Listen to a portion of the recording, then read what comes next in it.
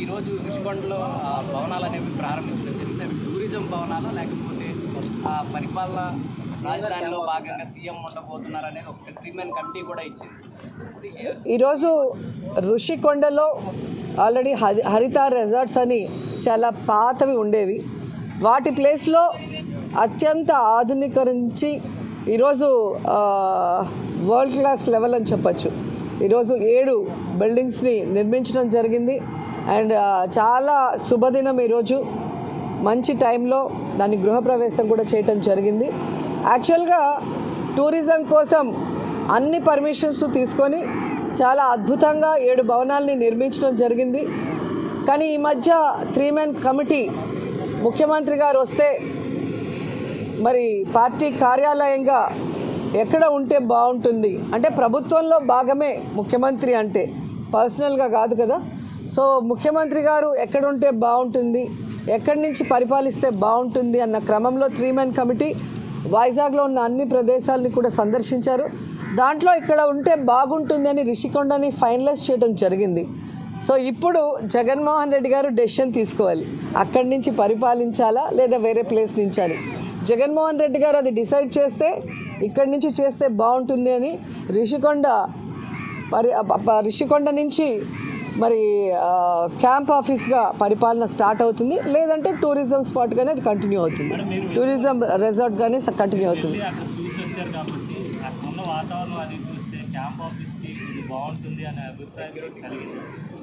అది మీరు చూసి చెప్పాలి. మీకు ఇస్తారు విజువల్స్ చూసి చెప్పండి. ఎందుకంటే ప్రెస్ వాళ్ళు ప్రతిపక్షాలతో చేరి ఎంత కాంట్రవర్సీ చేశారో మీ అందరికీ తెలుసు. అంత కాంట్రవర్సీ చేయాల్సిన అవసరం కూడా లేదు. సో అందుకే మీకు విజువల్స్ వస్తాయి, మీరు చూడండి, చూసి మీరు డిసైడ్ అవ్వండి. కాంగ్రెస్ వాళ్ళకి ఏంటి మేడం ఎవరతను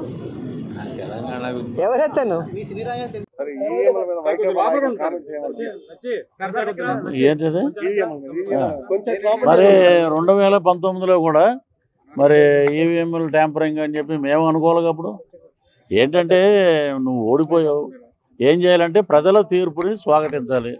ఎక్కడైనా సరే ఇప్పుడు చంద్రబాబు నాయుడు గారు కానీ, రాజశేఖర రెడ్డి గారు కానీ, ఎన్టీ రామారావు గారు కానీ, వీళ్ళందరూ ఎలక్షన్ రిజల్ట్ రాగానే వాళ్ళు ఏం చెప్పేవారు, ఇది ప్రజా తీర్పు, ప్రజల తీర్పుని మేము శిరసావహిస్తున్నాం, సో దీని మీద అనుమానాలు ఏమి లేవు, ప్రజలు మమ్మల్ని వద్దనుకున్నారు అని చెప్పి ఉంటే ఉందాగా అరే బ్రహ్మాండంగా మాట్లాడాడు అనేవారు. ఈవీఎంల ట్యాంపరింగ్ బీహార్ అయిపోయిందంటాడు ఒకడేమో శ్రీలంక అంటాడు, ఒకడేమో మేము మరి మీరు 151 అన్నప్పుడు ప్రజలు ఏం చేశారంటే 151లో 5 క్రెయిన్ పెట్టి లేపేశారు, మధ్యలో 5ని 11 ఉంచారు. సో ఇకనైనా వాళ్ళు నిర్మాణాత్మక ప్రతిపక్ష పాత్ర పోషించడానికి 18 కూడా లేవు. సో అటు పాలకపక్షమైనా ప్రతిపక్షమైనా మా పవన్ కళ్యాణ్ గారే ఒక అద్భుతమైన పరిపాలనకి నాంది పలికింది. అటు కూటమిలో ఈ రాష్ట్ర చరిత్రలో కానీ దేశ చరిత్రలో కూడా ఒక ముఖ్యమంత్రి ఫోటో ఉంటుంది పంచాయతీరాజ్ శాఖల్లో కానీ ప్రభుత్వ ఆఫీసుల్లో కానీ.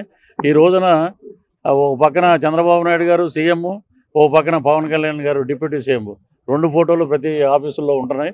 ఇది ఒక శుభ పరిణామం. రాష్ట్రంలో కార్యకర్తలందరూ బ్రహ్మాండంగా మేము అద్భుతమైన ఏదైతే అనుకున్నామో దానికే మహిళలు అలాగే అన్ని కుల మతాలకు అతీతంగా మేము ఓట్లు ఇచ్చాం, దాని ప్రకారంగా పరిపాలన ఉంటుందని చెప్పి అందరూ ఆనందంలో ఉన్నారు. ఏంటిది మరి 2019లో కూడా మరి ఈవీఎంలు ట్యాంపరింగ్ అని చెప్పి మేము అనుకోవాలి. అప్పుడు ఏంటంటే నువ్వు ఓడిపోయావు, ఏం చేయాలంటే ప్రజల తీర్పుని స్వాగతించాలి. ఎక్కడైనా సరే ఇప్పుడు చంద్రబాబు నాయుడు గారు కానీ, రాజశేఖర రెడ్డి గారు కానీ, ఎన్టీ రామారావు గారు కానీ, వీళ్ళందరూ ఎలక్షన్ రిజల్ట్ రాగానే వాళ్ళు ఏం చెప్పేవారు, ఇది ప్రజా తీర్పు, ప్రజల తీర్పుని మేము శిరసావహిస్తున్నాం, సో దీని మీద అనుమానాలు ఏమి లేవు, ప్రజలు మమ్మల్ని వద్దనుకున్నారు అని చెప్పి ఉంటే ఉందాగా అరే బ్రహ్మాండంగా మాట్లాడాడు అనేవారు. ఈవీఎంల ట్యాంపరింగ్ బీహార్ అయిపోయిందంటాడు ఒకడేమో శ్రీలంక అంటాడు, ఒకడేమో మేము మరి మీరు 151 అన్నప్పుడు ప్రజలు ఏం చేశారంటే 151లో 5 క్రెయిన్ పెట్టి లేపేశారు, మధ్యలో 5ని 11 ఉంచారు. సో ఇకనైనా వాళ్ళు నిర్మాణాత్మక ప్రతిపక్ష పాత్ర పోషించడానికి 18 కూడా లేవు. సో అటు పాలకపక్షమైనా ప్రతిపక్షమైనా మా పవన్ కళ్యాణ్ గారే ఒక అద్భుతమైన పరిపాలనకి నాంది పలికింది. అటు కూటమిలో ఈ రాష్ట్ర చరిత్రలో కానీ దేశ చరిత్రలో కూడా ఒక ముఖ్యమంత్రి ఫోటో ఉంటుంది పంచాయతీరాజ్ శాఖల్లో కానీ ప్రభుత్వ ఆఫీసుల్లో కానీ. ఈ రోజున ఒక పక్కన చంద్రబాబు నాయుడు గారు సీఎం, ఓ పక్కన పవన్ కళ్యాణ్ గారు డిప్యూటీ సీఎం, 2 ఫోటోలు ప్రతి ఆఫీసుల్లో ఉంటున్నాయి.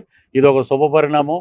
రాష్ట్రంలో కార్యకర్తలందరూ బ్రహ్మాండంగా మేము అద్భుతమైన ఏదైతే అనుకున్నామో దానికే మహిళలు అలాగే అన్ని కుల మతాలకు అతీతంగా మేము ఓట్లు ఇచ్చాం. దాని ప్రకారంగా పరిపాలన ఉంటుందని చెప్పి అందరూ ఆనందంలో ఉన్నారు.